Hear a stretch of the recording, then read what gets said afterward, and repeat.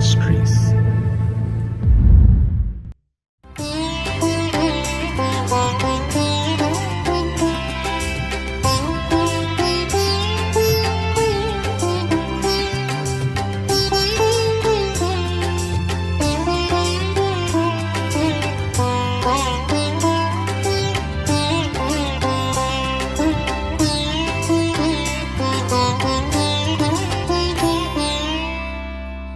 ஆண்டவரும் இரட்சகருமாகிய இயேசு கிறிஸ்துவின் நாமத்தினாலே காட் கூஸ் மினிஸ்ட்ரீஸின் யூடியூப் சேனல் வாயிலாக உங்களை சந்திப்பதில் பெரும் மகிழ்ச்சி அடைகிறேன். இந்த புதிய நாளிலே தேவனாகிய கர்த்தர் நம்மை நினைத்து ஆசீர்வதிக்க விரும்புகிறார். கடந்த நாட்களிலெல்லாம் நம்மை பாதுகாத்து இந்த நாளுக்குள் பிரவேசிக்க நமக்கு இரக்கம் பாராட்டியிருக்கிற தேவாதி தேவனுக்கு ஸ்தோத்திரம் உண்டாவதாக. அவருடைய இரக்கங்களும் அவருடைய தயவும் அவருடைய கிருபையும் நம்மை ஒவ்வொரு நாளும் பின்தொடர்ந்து கொண்டிருக்கிறதினாலே தொடர்ந்து நாம் கர்த்தருக்கு நன்றியுள்ளவர்களாய் இருப்போம். கர்த்தர் நமக்கு சொன்னவைகளையெல்லாம் நிச்சயம் நமக்கு செய்யத்தான் போகிறார். தேவன் செய்ய போகிற அதிசயமான காரியங்களை எதிர்நோக்கி காத்திருப்போம். நம்முடைய நம்பிக்கையிலே விசுவாசத்திலே உறுதியாய் நாம் தரித்திருப்போம். தேவனாகிய கர்த்தர் ஒவ்வொரு நாளும் நம்மோடு பேசும்படியாய் கொடுக்கிற ஒவ்வொரு வார்த்தைகளையும் பற்றி கொள்வோம். ஏனெனில் கர்த்தருடைய ஒவ்வொரு வார்த்தையிலும் ஜீவன் உண்டு. அந்த ஜீவனுள்ள வார்த்தைகளை நம்பி காத்திருப்போம். தேவனாகிய கர்த்தர் பெரிய காரியங்களை செய்வாராக. ஆமென்.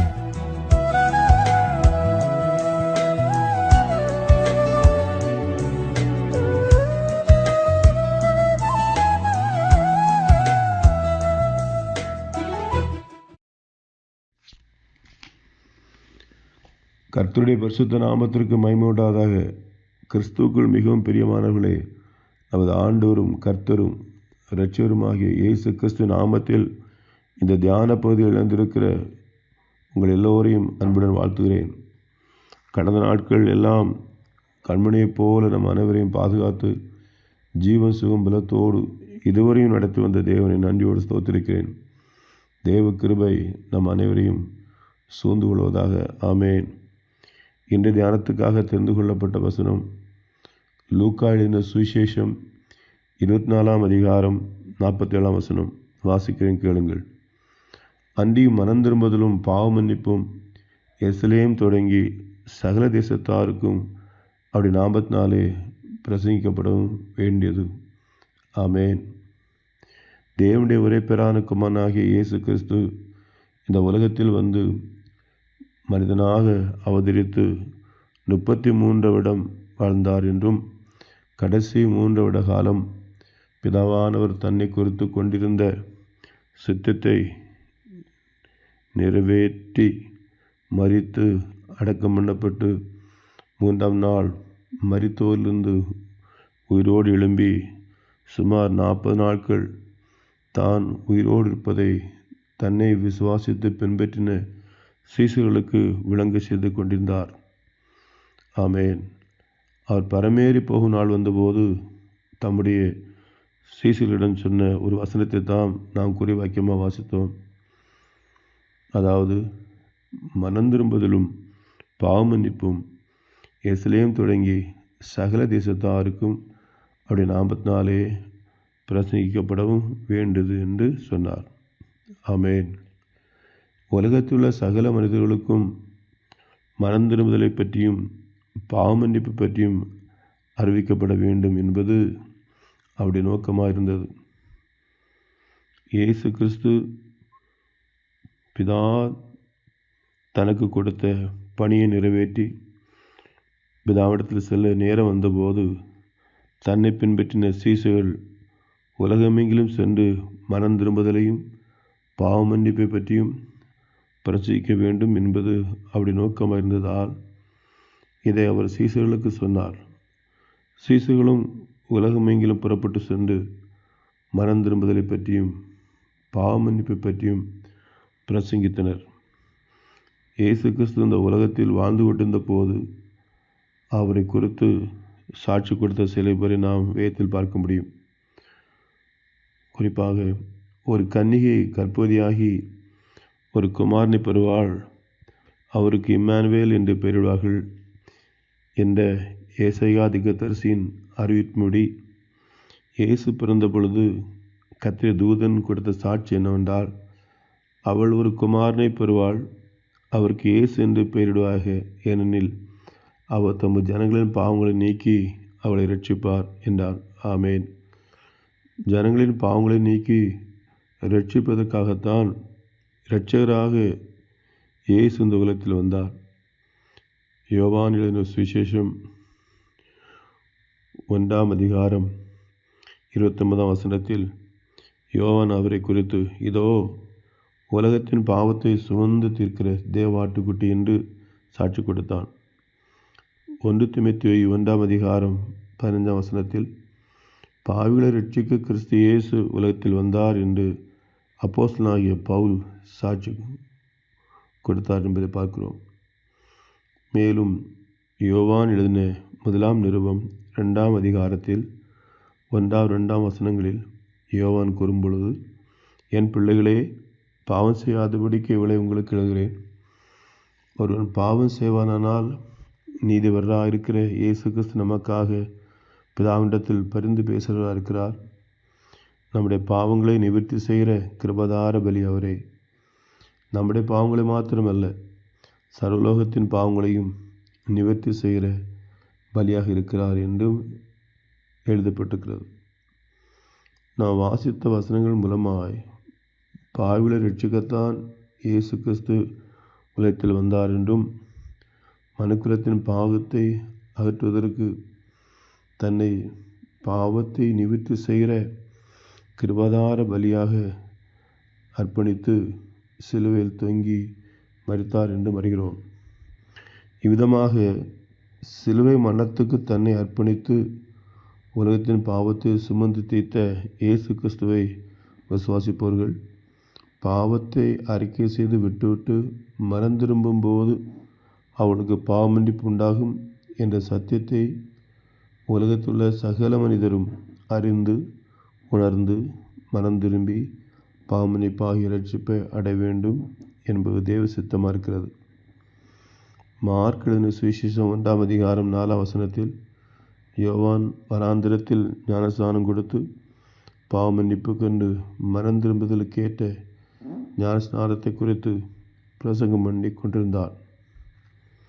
அப்பொழுது யூதேயா தேசத்தார் அனைவரும் எருசலேம் நகரத்தார் யாவரும் அவனிடத்திற்கு போய் தங்கள் பாவங்களை அறிக்கையிட்டு யோர்தான் நதியில் அவனால் ஞானஸ்நானம் பெற்றார்கள் என்று எழுதியிருப்பதை நாம் பார்க்கிறோம். இவ்விதமாக மனம் திரும்புதலையும் பாவமன்னிப்பையும் விசுவாசிக்கிற ஜனங்கள் தங்கள் விசுவாசத்தை கிரியில் காண்பிக்க தண்ணீரில் மூழ்கி ஞானஸ்நானம் பெற்றுக்கொள்ள வேண்டும் என்று அறிந்து கொள்கிறோம். மத்தேயு எழுதின சுவிசேஷம் 26:28 இயேசு சீசர்களோடு சேர்ந்து ராபோஜனத்தை ஆசரிக்கும்போது சீசர்களை பார்த்து இயேசு சொன்னது என்னவென்றால், இது பாவமன்னிப்பு உண்டாகும்படி அனைவருக்காக சிந்தப்படுகிற புது உடன்படிக்கைக்குரிய என் இரத்தமாக இருக்கிறது என்று இயேசு சொன்னார். ஆமேன். அப்படி என்றால் நாம் இயேசுவை விசுவாசித்து மனம் திரும்பும்போது அவர் சிலுவை இந்த இரத்தம்தான் நம்முடைய பாவங்களை மன்னிக்கிறது என்பதை அறிந்து கொள்கிறோம். ஏனென்றால் வேதத்தில் வாசிக்க முடியும், இரத்தம் சிந்தி இல்லாமல் பாவம் மன்னிப்பில்லை என்று. சங்கீதம் 32 1-2 எவனுடைய மீதல் மன்னிக்கப்பட்டதோ எவனுடைய பாவம் மூடப்பட்டதோ அவன் பாக்கியவான். ஆமேன். எவனுடைய அக்கிரமத்தை கர்த்தர் எண்ணாதிருக்கிறாரோ எவனுடைய ஆவியில் கபடமில்லாதிருக்கிறதோ அவன் பாக்கியவான் என்று எழுதப்பட்டிருக்கிறது. ஆமேன். மீறுதல்கள் பாவங்கள் மன்னிக்கப்படுவது அது ஒரு பாக்கியம். பாவம் அக்கிரமம் செய்வது ஒரு குற்றம். தாவீது ஒரு பாவத்தை செய்துவிட்டு, தேவரீர் ஒருவருக்கே விரோதமாக நான் பாவம் செய்து உமது கண்களுக்கு முன்பாக பல்லாங்கானதை நடப்பித்தேன் என்று அறிக்கை செய்தார். அப்படியானால் நாம் செய்கிற பாவம் அனைத்தும் தேவனுக்கு விரோதமாக செய்கிறோம். நாம் தேவனுக்கு விரோதமாய் செய்கிற ஒவ்வொரு பாவத்துக்கும் நாம் குற்றவாளி என்று தீர்க்கப்பட்டு தண்டனைக்குரியவர்களாவோம். பாவத்தின் சம்பளம் மரணம். பாவத்திற்கு நாம் பெறும் தண்டனை மரணம், அதாவது நித்திய ஆக்கினை. ஆதாமும் ஏவாளும் பாவம் செய்து மரணத்தை சம்பாதித்ததினால் நித்திய ஜீவனை இழந்தனர். நித்திய ஜீவனை இழந்த மனுக்குலம் நித்திய ஜீவனை அடையும்படி இயேசு இரட்சகராக அந்த உலகத்தில் வந்தார். அதாவது பாவமன்னிப்பாகிய இரட்சிப்பை மனுக்குலத்துக்கு அருளும்படி வந்தார். பாவ மன்னிப்பு என்பது இரட்சிப்பு என்பதை லூக்கா 1:77 அறியலாம். மேலும் கொலை செய்யர் 1:14 குமாரனாகி அவருக்குள் அவருடைய இரத்தத்தினாலே பாவமன்னிப்பாகிய மீட்பு நமக்கு உண்டாயிருக்கிறது என்றும், எபேசியர் 1:7 அவருடைய கிருபையின் ஐஸ்வரியத்தின்படியே இவருடைய இரத்தத்தினாலே பாவமன்னிப்பாகிய மீட்பு இவருக்குள் நமக்கு உண்டாயிருக்கிறது என்று வேதத்தில் எழுதுகிறதை நாம் வாசிக்கிறோம். இயேசு கிறிஸ்து தம்மை கிருபாதார பலியாக நமக்காக அர்ப்பணித்து சிலுவையில் சிந்தின இரத்தத்தினாலே நமக்கு பாவமன்னிப்பை தந்தார். நமக்கு இலவசமாக பாவமன்னிப்பை தருகிறார். ஆனால் அதற்காக அவர் கிரயம் கொடுத்தார். தன் இரத்தத்தையே கிரயமாக செலுத்தினார். அதாவது தன் ஜீவனையே நமக்காக, நம்முடைய பாவமன்னிப்புக்காக கொடுத்தார். நாம் பாவங்களை விட்டு மனம் திரும்பும்போது நம்முடைய பாவங்களை மன்னித்து இரட்சிப்பை தருகிறார், மீட்பை தருகிறார், விடுதலையை தருகிறார். பாவ சாபத்திலிருந்து நாம் தப்பிக்கும்படி செய்கிறார். மனிதன் தன்னை உண்டாக்கின தேவனுக்கு விரோதமாய் பாவம் செய்து அவரை விட்டு தூரமாய் போன போதிலும் தான் சிருஷ்டித்த மனுக்குலத்துக்கு இலவசமாய் பாவ மன்னிப்பையும் இரட்சிப்பையும் அருளி தன்னோடு சேர்த்துக் கொள்கிறார். பாவ மன்னிப்பும் இலவசம், இரட்சிப்பும் இலவசம். ஆனால் நமக்கு பாவ மன்னிப்பு தர, இரட்சிப்பை தர தம்முடைய குமாரனை தேவன் பலியாக கிரயம் செலுத்தினார். இதன் காரணமாக தேவன் மனுக்குலத்தின் மேல் வைத்திருக்கிற அன்பு எவ்வளவு பெரியது என்பதை நாம் உணர முடியும். இந்த சத்தியத்தை அறியாத மனிதர்கள் பாவங்கள் மன்னிக்கப்பட, பாவத்திலிருந்து விடுதலை பெற, சமாதானத்தை பெற பல வழிகளை மேற்கொள்ள பார்க்கிறார்கள். பல கிரிகளை செய்து முயற்சிக்கிறார்கள். பல புண்ணிய ஸ்தலங்களுக்கு சென்று தங்கள் பாவங்களை போக்கிக் கொள்ள பிரயாசப்படுகிறார்கள். தங்கள் சரீரங்களை ஒடுக்கி வேண்டுதல் செய்கிறார்கள். ஏழை எளியவர்களுக்கு அன்னதானம் கொடுத்து ஆதரிக்கிறார்கள். பலவிதமான சடங்காச்சாரங்களை செய்தும் தங்களுடைய பலவிதமான நற்கிரிகளாலும் தங்களுடைய பாவங்களை போக்கிக் கொள்ள பிரயாசப்படுகிறார்கள். ஆனால் மனுக்குலத்தை சிருஷ்டித்த தேவன் மனிதர்கள் மறந்திரும்பும் போது மனிதர்களுக்கு இலவசமாய் பாவமன்னிப்பை அருள்கிறார் என்பதை அநேகர் அறியாமல் இருக்கிறார்கள். அதனால்தான் இந்த சத்தியத்தை சகல தேசத்தாருக்கும் அறிவிக்கப்பட வேண்டும் என்று சீசர்களுக்கு கற்றுக் கொடுத்தார். பெந்தெகோஸ்தே நாளிலே பேதுரு மூலமாக இயேசு கிறிஸ்துவை பற்றிய பிரசங்கத்தை கேட்ட திரளான ஜனங்கள் பேதுருடன் வந்து, சகோதரே, நாங்கள் என்ன செய்ய வேண்டும் என்றார்கள். பேதுரு அவளை நோக்கி, நீங்கள் மனம் திரும்பி ஒவ்வொருவரும் பாவ மன்னிப்பு கண்டு இயேசு கிறிஸ்து நாமத்தினாலே ஞானஸ்நானம் பெற்றுக்கொள்ளுங்கள். அப்பொழுது பரிசுத்த ஆவியின் வரத்தை பெறுவீர்கள் என்று சொன்னார். ஆமென். பாவ மன்னிப்பு இலவசமாயிருந்தாலும் பாவ மன்னிப்பு பெறுவதற்கு மனம் திரும்ப வேண்டும். மனம் திரும்பாத பட்சத்தில் பாவ மன்னிப்பு பெற முடியாது. மனம் திரும்புவதற்கு அடையாளம்தான் ஞான ஸ்நானம். அப்போஸ்தலர் 5ஆம் அதிகாரம் 30-31 வசனங்களில், நீங்கள் மரத்திலே தூக்கி கொலை செய்த இயேசுவை நம்முடைய பிதாக்களின் தேவன் எழுப்பி இஸ்ரவேலுக்கு மனம் திரும்புதலையும் பாவமன்னிப்பையும் அருளுகிறதற்காக அவரை அதிபதியாகவும் இரட்சகராகவும் தமது வலதுகரத்தினாலே உயர்த்தினார். ஆமென். நமது பாவமன்னிப்புக்காக தேவனிடத்திலிருந்து அனுப்பப்பட்டவர் இயேசு கிறிஸ்து ஒருவரே. அவர் மட்டும்தான் மீட்பராக இரட்சகராக அனுப்பப்பட்டார். இயேசு கிறிஸ்து அல்லாமல் பாவமன்னிப்பு இல்லை. இயேசுவிடத்தில் மனம் திரும்பும்போது பாவமன்னிப்பை பெறுவோம், இரட்சிப்பை பெறுவோம், நித்திய ஜீவனை அடைவோம். எனவே இன்னும் பாவமன்னிப்புறாதவர்கள் ஸ்தோத்திரம், பாவங்களை அறிக்கை செய்து விட்டுவிட்டு மனம் திரும்பி பாவமன்னிப்பை பெற்றுக்கொள்வோம், இரட்சிப்பை பெற்றுக்கொள்வோம். ஜெபிக்கலாம். எங்களை நேசித்து வழிநடத்துகிற அன்புள்ள பரமபிதாவே, நன்றியோடு ஸ்தோத்திரிக்கிறோம்.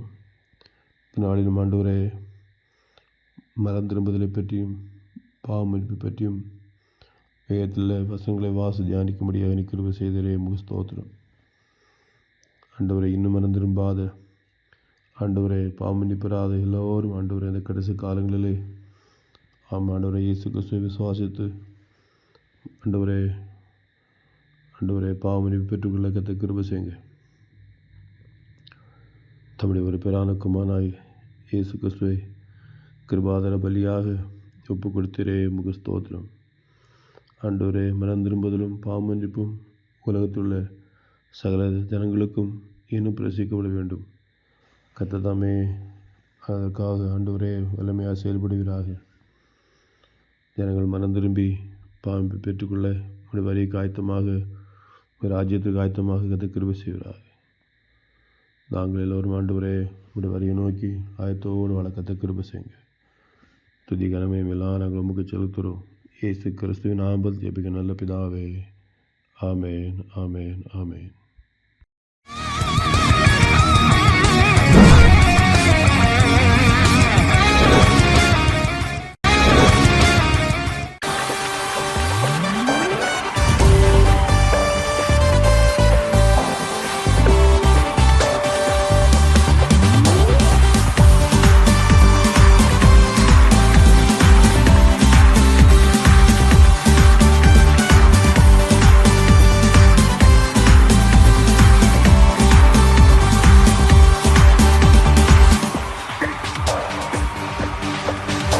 அலங்கார வாசலாலே பிரவேசிக்க வந்து நிற்கிறோம். தெய்வ வீட்டின் நன்மையாலே நிரம்பிட வந்து நிற்கிறோம். அலங்கார வாசலாலே பிரவேசிக்க வந்து நிற்கிறோம். தெய்வ வீட்டின் நன்மையாலே நிரம்பிட வந்து நிற்கிறோம். ஆராதிக்க வந்தோம், அன்பு கூட வந்தோம், யெகோவா தேவனையே. துதித்திட வந்தோம், தொழுதிட வந்தோம், தூயவர் இயேசுவையே. Come on everybody, கைகளை தட்டி ஆராதிக்க வந்தோம், அன்பு கூட வந்தோம், யெகோவா தேவனையே. Yes, amen. துதித்திட வந்தோம், தொழுதிட வந்தோம், தூயவர் இயேசுவையே. கைகளை தட்டி சேர்ந்து பாட போகிறோம், ஆண்டவரை ஆராதிக்க போகிறோம். Everybody put your hands together for Jesus. கர்த்தருடைய ஆலயத்துக்கு போவோம் வாருங்கள் என்று சொன்னபோது நான் மகிழ்ச்சியாக இருந்தேன் என்று பக்தன் சொல்லுகிறார். நாமும் ஆண்டவரை மகிழ்ச்சியோடு ஆராதிக்கலாம். வாருங்கள். Yes.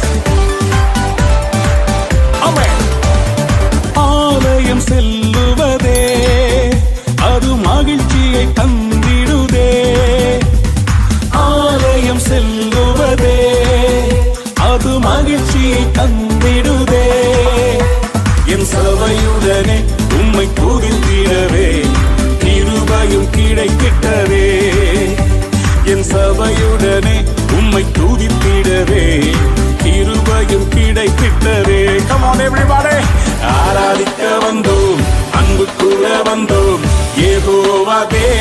தேவனையே துதித்திட வந்தோம், தொழுதிட வந்தோம், தூயவர் இயேசுவையே. கைகளை தட்டி சேர்த்து சொல்லுவோம். ஆராதிக்க வந்தோம், அன்பு கூற வந்தோம், யெகோவா தேவனையே துதித்திட வந்தோம், தொழுதிட வந்தோம், தூயவர் இயேசுவையே.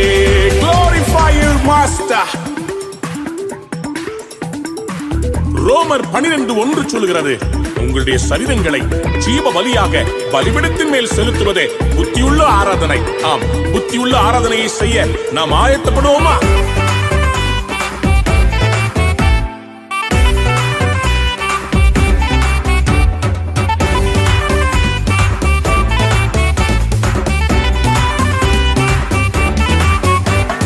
பலிகளை செலுத்திடவே, ஜீவ பலியாக மாறிடவே, பலிகளை செலுத்திடவே, ஜீவ பலியாக மாறிடவே, மறுரூபத்தின் இதயத்தை தந்தீரே, ஸ்தோத்திரம் ஸ்தோத்திரமே. மறுரூபத்தின் இதயத்தை தந்தீரே, ஸ்தோத்திரம் ஸ்தோத்திரமே. ஆராதிக்க வந்தோம், அன்பு கூற வந்தோம், யெகோவா தேவனையே. Yes Lord. துதித்திட வந்தோம், தொழுதிட வந்தோம், தூயவர் இயேசுவையே. கைகளை தட்டியே ஆராதிக்க வந்தோம், அன்பு கூற வந்தோம், யெகோவா தேவனையே துதித்திட வந்தோம், தொழுதிட வந்தோம், தூயவர் இயேசுவையே. நன்மை செய்தவருக்கு நன்றி செலுத்த வந்திருக்கிறோம். எங்கள் காணிக்கைகளை கொடுப்பதற்காக அல்ல, விதைப்பதற்காக வந்திருக்கிறோம். ஆமென், ஆமென், ஆமென்.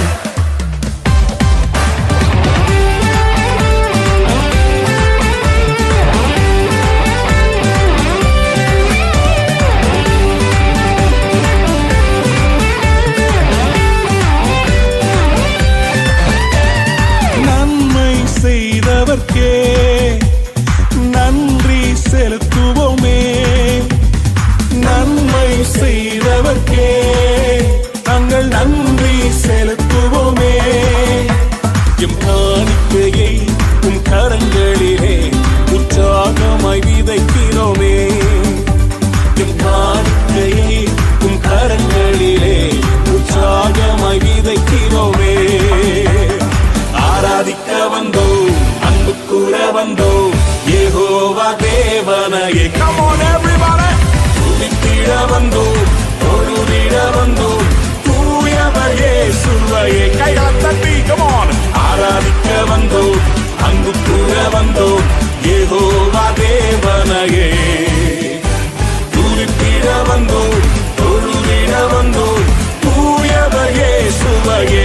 Are you ready to worship? ஆராதிக்க வந்தோம், அன்பு கூற வந்தோம், யெகோவா தேவனையே. Come on, come on. துதித்திட வந்தோம், தொழுதிட வந்தோம், தூயவர் இயேசுவையே. எல்லாரும் சேர்ந்து பாடுவோமா? ஆராதிக்க வந்தோம், அன்பு கூற வந்தோம், யெகோவா தேவனையே. Yes Lord, we worship you Lord. We adore you. We praise you. உம்முடைய நாமத்தை உயர்த்துகிறோம். நீ பெரியவர், நீ நல்லவர். Thank you Jesus. துதி கனம் மகிமையுமே முழு மனதோடு செலுத்துவோமே, துதி கனம் மகிமையுமே முழு மனதோடு செலுத்துவோமே. சம்பூரண ஆசீர்வாதங்களால் திருப்தியாய் அனுப்பிடுமே, சம்பூரண ஆசீர்வாதங்களால் திருப்தியாய் அனுப்பிடுமே. சேர்ந்து பாடலாமா? ஆராதிக்க வந்தோம், அன்பு கூற வந்தோம், யெகோவா தேவனையே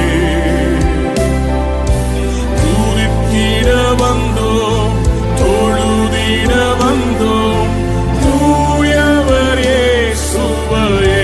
Come on everybody, கைகளை சேர்ந்து ஆராதிக்க வந்தோம்.